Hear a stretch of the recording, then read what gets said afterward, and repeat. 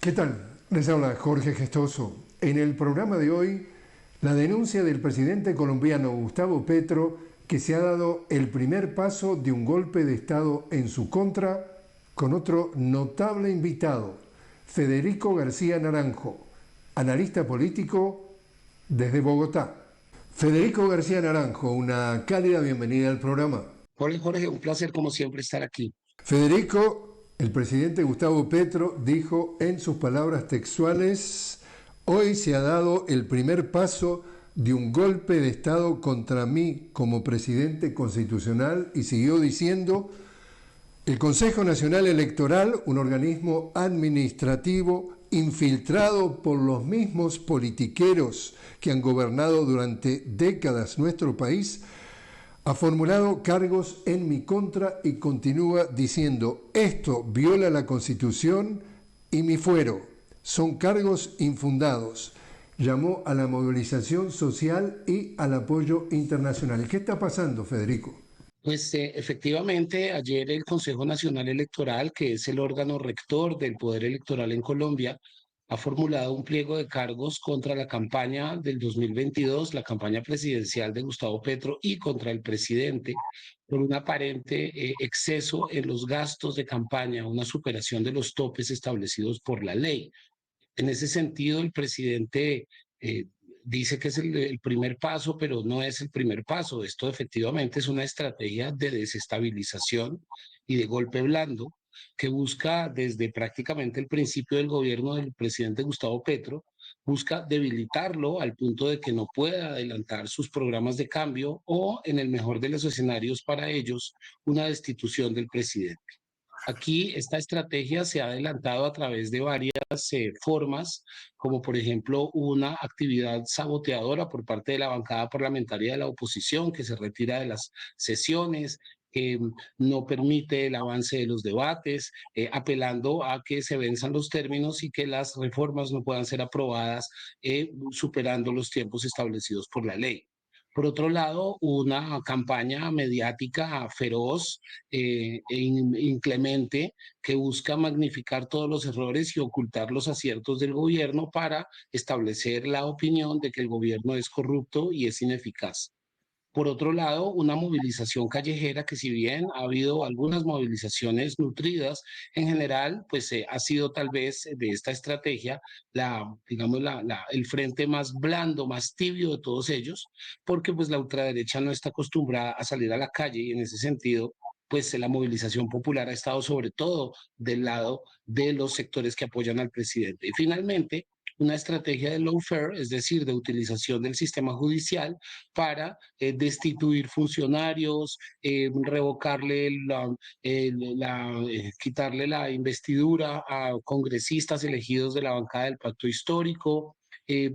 derogar medidas que el gobierno toma en beneficio del pueblo y hacerlas inviables. Y este efectivamente es el último de esos episodios en el que el Consejo Nacional Electoral, que como bien lo dice el presidente, no es un órgano judicial, sino administrativo, pues ha abierto esta investigación, um, extralimitándose en sus funciones, pues sí que tiene la posibilidad de investigar la campaña, las cuentas de la campaña, pero solo puede llegar hasta el gerente de la campaña y, si acaso, establecer unas multas producto de de un supuesto exceso en los gastos. No puede tocar al presidente de la República. El presidente tiene un fuero constitucional que establece que solamente la Comisión de Acusación e Investigación de la Cámara de Representantes puede investigarle y abrirle un proceso, bien sea disciplinario o bien sea penal, pero aquí la idea no es tanto provocar una apertura de investigaciones penales, sino crear el suficiente ruido y el suficiente ambiente para que en el Congreso se pueda abrir un juicio por indignidad y eventualmente destituir o suspender al presidente de la República. Por eso el presidente está hablando de un golpe blando que, insisto, no se limita solamente a esta decisión del Consejo Nacional Electoral, sino que forma parte de una estrategia de largo plazo que viene, insisto, desde el principio del gobierno del presidente, y que busca debilitarlo y eventualmente crear las condiciones para la apertura de un juicio político por indignidad en el Congreso de la República. Analicemos esto desde el punto de vista geopolítico, y ya hay varios analistas que van a este nivel de especulación. Durante los gobiernos de derecha, el último fue de Iván Luque, ha sido considerado Colombia como playa de desembarco de Estados Unidos en su arremetida contra el gobierno de Venezuela. Es decir, desde Colombia lanzaban permanentemente, ya sea ataques a través de los medios, pero también hubo intentos de asesinato, intentos de sabotaje, de terminar con la presidencia de Nicolás Maduro. Y acá viene la especulación, hay que sacar de circulación a Gustavo Petro para que la próxima elección gane alguien otra vez de derecha o de extrema derecha y Estados Unidos pueda seguir volviendo a atacar a Venezuela para derrocar el gobierno de Maduro. ¿Tu lectura de esa especulación? Yo estoy de acuerdo con esa especulación, pero no creo que se limite solamente a debilitar al gobierno venezolano, sino en general a los gobiernos progresistas de la región. El gobierno de Gustavo Petro ha desarrollado una política de buena vecindad con Estados Unidos, de mutuo respeto, ha incorporado nuevos temas en la agenda y ha propuesto nuevos enfoques a los temas tradicionales de la agenda bilateral. Y en ese sentido no ha habido hostilidad entre los dos gobiernos, como sí se ha presentado con otros gobiernos progresistas de la región. Por un lado, efectivamente, el presidente Petro y su gobierno ha sido hábil e inteligente en no confrontar directamente con los Estados Unidos, pero también es cierto que los Estados Unidos tampoco pueden darse el lujo de distanciarse demasiado del gobierno colombiano, porque como tú lo dices, es su cabeza de playa en América Latina, ha sido su aliado más importante y más fundamental dentro de su estrategia de injerencia en nuestro continente. En ese sentido,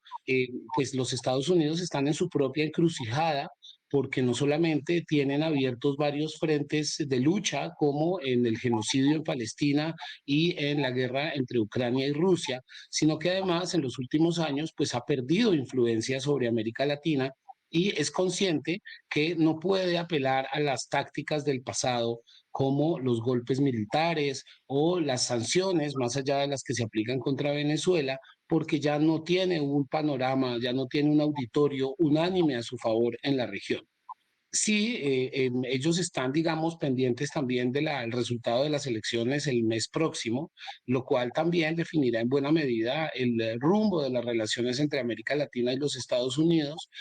Pero estas dificultades en las que se encuentra Estados Unidos, tanto internamente como en cuanto a su posición geopolítica, pues le han permitido, por ejemplo, a Venezuela establecer alianzas y vínculos con otros países que además le ha también garantizado unas condiciones económicas cada vez mejores. Recordemos que Venezuela hoy en día es el país que más crece en América Latina, alrededor del 4% anual, y se ve claramente una recuperación económica los últimos años después de la grave crisis que comenzó en 2017 con las sanciones impuestas por el presidente Barack Obama. La ultraderecha colombiana también a su vez se encuentra en una encrucijada, porque como sabemos no se puede dar un golpe en América Latina sin el permiso de la embajada estadounidense. Y los estadounidenses saben que una gestión del caos es conveniente siempre y cuando ese caos no se salga de control. Y en ese sentido,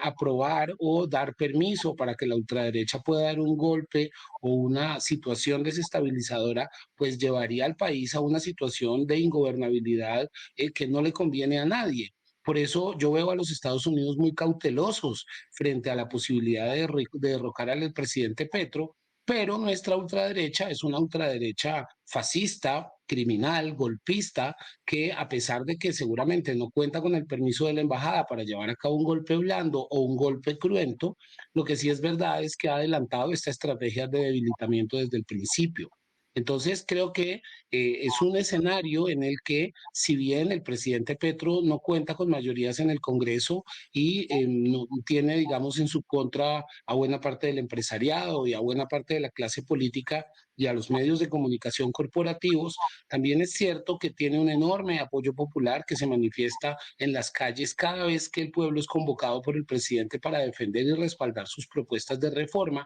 mientras que la ultraderecha cada vez pierde más fuelle y su estrategia no ha dado resultados, en cuanto después de 2 años, pues la popularidad del presidente sigue siendo más o menos la misma, incluso en algunas encuestas sube, por lo que pues ellos también tienen que medir cada paso. En ese sentido, lo que se busca es crear un ambiente de opinión que sea favorable a un posible derrocamiento o debilitamiento del gobierno, y por su parte el gobierno pues cuenta con el pueblo movilizado, con las organizaciones populares que se expresen en las calles para transmitirle a esa ultraderecha el mensaje de que llevar a cabo un proceso de destitución o un proceso de ruptura del hilo constitucional saldría demasiado costoso. Estamos en este momento entonces en una puja, en una correlación de fuerzas muy interesante, inédita además en la historia política colombiana, en la que por un lado hay una ultraderecha viuda de poder, con ánimos de desestabilizar el gobierno. Por otro lado, un gobierno que, si bien no las tiene todas consigo, sí cuenta todavía con un importantísimo apoyo popular, y finalmente unos Estados Unidos enredados en sus propios problemas internos y en sus propios problemas geopolíticos. Lo cierto es que la relación que el presidente Petro ha establecido con el gobierno venezolano ha sido de mutuo respeto, de restablecimiento de las relaciones, y esto, por supuesto, ha enfriado, si se quiere, las posibilidades de seguir desestabilizando y seguir saboteando el proceso bolivariano. Eh, Digamos que sí, en ese sentido hay muchos sectores interesados en que vuelva la derecha al poder en el 2026 para arremeter de nuevo contra el proceso venezolano, pero insisto, habría que esperar cuál es el resultado de las elecciones en noviembre en los Estados Unidos, cuál es el resultado a corto y mediano plazo, tanto de lo que está sucediendo en Gaza y el Líbano, como lo que está sucediendo en Ucrania. Y todos estos elementos nos permitirán hacer una lectura mucho más precisa de cuál sería el siguiente paso, tanto de los Estados Unidos como de la ultraderecha, frente a la posibilidad de debilitar y derrocar al gobierno de Gustavo Petro. Federico, te invito a hacer una pequeña pausa. Estamos hablando con Federico García Naranjo directamente desde Bogotá sobre la denuncia lanzada por el presidente Gustavo Petro, que ha comenzado un golpe de Estado en su contra por parte del Consejo Nacional Electoral. Ya regresamos.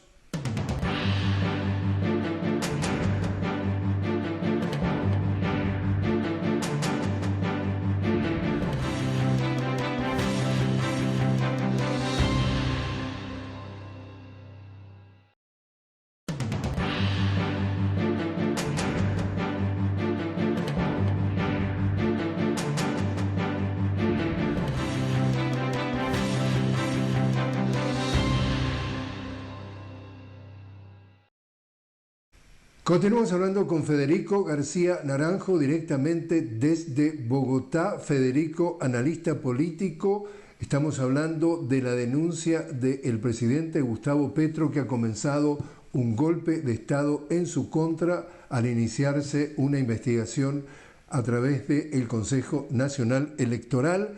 Vuelvo a la geopolítica, Federico, y a las especulaciones de muchos analistas a nivel mundial.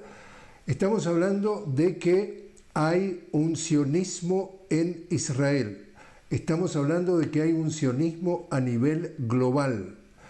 Estamos hablando de que Gustavo Petro fue el primer presidente de América Latina sin pelos en la lengua de condenar lo que llamó un genocidio por parte del ejército israelí en la Franja de Gaza, que ha matado a más de 42.000 personas, mayoría niños y mujeres. Gustavo Petro, en cuanto al tema de la compra de armas con Israel, también en ese sentido ha sido negativo para los intereses de Israel. Gustavo Petro ha denunciado que el gobierno anterior de derecha o ultraderecha, Iván Duque, ha comprado nada menos que un sistema de espionaje llamado Pegasus para interceptar conversaciones telefónicas, ya sea dentro de lo que sería Colombia, pero también al presidente Maduro de Venezuela y a otros líderes regionales. Y todo este preámbulo, Federico, para llegar a la conclusión: no le estarán pasando la factura el sionismo israelí y el sionismo global a Gustavo Petro y se lo quieren sacar de encima por haber tomado todas esas acciones no favorables a Israel? Sin duda, las fuerzas sionistas, tanto en Israel como en los Estados Unidos, como en el propio Colombia, pues han enfilado baterías contra Gustavo Petro porque, como tú lo dices, se ha convertido en una figura de influencia global por su posición clara y determinante para condenar el genocidio que Israel comete en este momento en Palestina. Lo cierto es que el sionismo, que tiene a su disposición uno de los aparatos de propaganda más sofisticados y más influyentes del mundo, en esta ocasión, por primera vez, pues se ha visto ante la situación de perder en la batalla del relato y perder la batalla ideológica, porque por más que se ha esforzado en justificar y en legitimar su acción genocida, lo cierto es que la mayoría de los pueblos del mundo y de los países del mundo, pues han mostrado su rechazo frente a lo que está sucediendo con diversidad de intensidad, digámoslo así. Algunos gobiernos se han mostrado explícitamente en contra del genocidio, otros han sido más cautelosos, como por ejemplo los países árabes, pero en general hoy en día muy pocos se atreven a defender lo que está sucediendo en Gaza de manera pública y abierta. Eso también ha debilitado enormemente la capacidad de influencia del aparato propagandístico sionista y también nos muestra uno de esos elementos de la coyuntura geopolítica actual en cuanto a la hegemonía tradicional de las potencias occidentales, de Estados Unidos y la OTAN y la Unión Europea, pues se ha debilitado enormemente en los últimos años. Lo cierto es que no solamente el genocidio en Gaza, que es un genocidio que está sucediendo en vivo y en directo frente a los ojos de todo el mundo y en donde todos hemos visto impotentes como los gobiernos, digamos, con más poder del planeta no solamente no han hecho nada, sino que han favorecido que este genocidio se perpetre, pues esto, por supuesto, deslegitima el orden internacional llamado basado en reglas, pone en entredicho la hegemonía y la influencia de la llamada comunidad internacional y vuela por los aires el derecho internacional, incluyendo instituciones como la Corte Penal de Justicia o la Corte Penal Internacional. Lo cierto es que esta ruptura de la legitimidad y de la hegemonía de las potencias occidentales, que es la que de alguna manera construye el nuevo orden mundial después de la Segunda Guerra Mundial, pues marca un cambio de época. Es decir, estamos ante un momento de la historia crucial por cuanto esos consensos que se crearon a partir de 1945 alrededor de valores como los derechos humanos, la democracia, la libertad de expresión, el derecho a la vida y la autodeterminación de los pueblos, pues hoy en día, como decimos en Colombia, son papel mojado, es decir, prácticamente no tienen ninguna relevancia en términos prácticos porque quienes han defendido tradicionalmente estos valores, hoy a la vista de todo el mundo, son los primeros en provocar las condiciones para que se perpetre un genocidio y estos valores pues no se cumplan en la práctica. Por eso mismo el presidente Petro pues se ha presentado como una figura muy influyente, no solamente en Asia Occidental y en los pueblos árabes víctimas del genocidio y de las agresiones israelíes que se presentan todos los días, sino a nivel global. Por eso, digamos, ese prestigio que ha logrado tener el presidente Petro por su valentía a la hora de defender al pueblo palestino también le da una, digámoslo así, una protección política y simbólica que lo hace, digámoslo, no intocable, pero que sí eleva enormemente los costos de cualquier acción contra él. Y esto también lo lee el sionismo, lo mide el sionismo, insisto, tanto el sionismo internacional como el sionismo colombiano, y por eso mismo deben ser muy cautelosos, porque a pesar de que pueden tener de su lado aparatos de propaganda,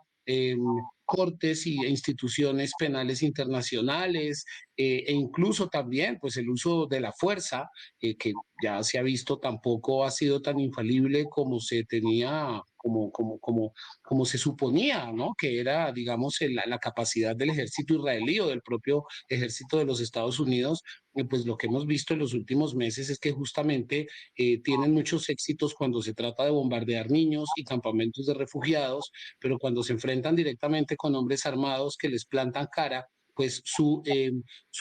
posibilidades de derrotar al enemigo son bastante limitadas. Es decir, como diría algún importante líder del siglo XX, queda más en evidencia que Estados Unidos y por extensión las potencias occidentales son un tigre de papel. Y por eso mismo pueden efectivamente provocar cierto miedo, cierto respeto por parte de las personas y de los actores políticos, pero a la hora de la verdad, su capacidad de transformar la realidad e incidir en ella cada vez se ve más limitada, más aún cuando pues surgen nuevas iniciativas de integración como los BRICS, en donde los países de la periferia han decidido unirse para hacer un contrapeso económico y político a grupos como por ejemplo el G7 o en términos de incidencia política como la Unión Europea. Es decir, la hegemonía de las potencias occidentales está llegando a su fin y en ese sentido el presidente Gustavo Petro pues tiene un momento, vive una coyuntura bastante favorable que hace que cualquier medida contra él, cualquier decisión que pueda desestabilizar su gobierno sería demasiado costosa, tanto a corto como a mediano y largo plazo. Entonces, es una situación inédita y pues veremos cómo avanzan las circunstancias en los próximos días. Por último, tu vaticinio, dice el presidente Gustavo Petro, hoy se ha dado el primer paso de un golpe de Estado contra mí como presidente constitucional. ¿Cómo y cuándo termina esto? Pues esto no creo que termine, Jorge, porque la derecha colombiana y por extensión la nueva derecha, los nuevos eh, actores de derecha en el mundo, que cada vez se hacen más influyentes, como el señor Donald Trump o el señor Javier Milei o el señor Nayib Bukele o el señor Jair Bolsonaro, pues han demostrado que su temperamento no es democrático, por el contrario, es pseudofascista y no los veo muy dispuestos a conceder la posibilidad de, digámoslo, comportarse como una oposición leal o como actores democráticos que contribuyan a la estabilidad de los sistemas políticos. Por el contrario, lo que hemos visto es que son sectores de derecha proclives a la mentira, a la conspiración, al golpismo y a la violencia y lo más probable es que, pues, en esta coyuntura particular en la que el Consejo Nacional Electoral ha comenzado este proceso de investigación contra el presidente Gustavo Petro, pues esto seguramente en términos jurídicos no llegue a nada, pero sí exacerbará los ánimos tanto de unos como de otros. Seguramente veremos movilizaciones populares en respaldo al presidente en los próximos días. Seguramente veremos una intensificación de la campaña mediática contra el gobierno utilizando cada vez más mentiras y más desinformación. Esto con miras a que en el 2026 la derecha pueda volver al poder. Lo cierto es que el panorama para la derecha en Colombia es bastante oscuro, porque si bien la izquierda está, digamos, tradicionalmente ha sido un sector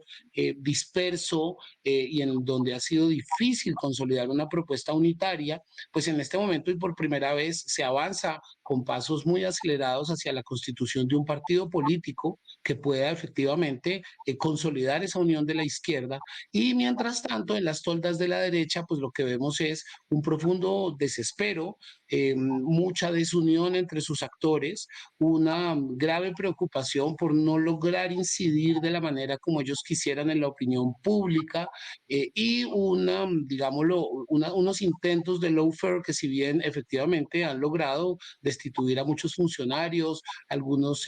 congresistas del pacto histórico y echar para atrás varias políticas sociales del gobierno, pues no han podido digámoslo, debilitar al presidente y lo que sí ha sucedido es que lo han victimizado frente a muchos sectores de la opinión pública que le siguen dando su respaldo. Así que nos esperan 2 años muy interesantes en el proceso político colombiano. Por un lado, el gobierno hundiendo el acelerador para poder implementar la mayor cantidad de reformas posibles y cumplir con las promesas por las que el pueblo colombiano votó en el 2022 y por otro lado a una derecha cada vez apelando a medidas más sucias y más desleales con el fin de impedir que un nuevo gobierno progresista, recordemos que en Colombia no existe la reelección presidencial, pues un nuevo gobierno progresista pueda ser elegido dentro de 2 años. Así que también, como entendiendo esto en el contexto geopolítico, será muy importante atender a los resultados de las elecciones en los Estados Unidos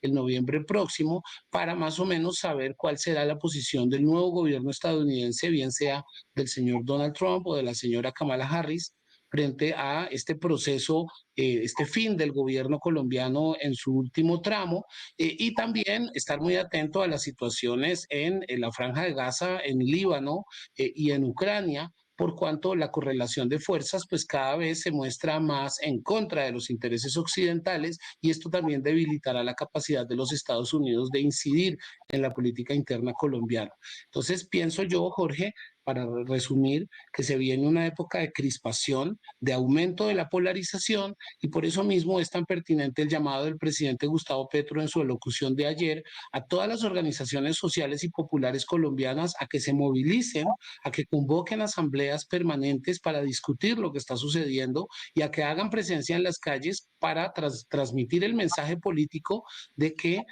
intentar alguna medida contra el presidente o seguir intentando sabotear las políticas del gobierno, pues saldrá muy costoso. Federico García Naranjo, muchísimas gracias por haber estado con nosotros. Jorge, a ti muchas gracias por la invitación. Un placer como siempre estar aquí.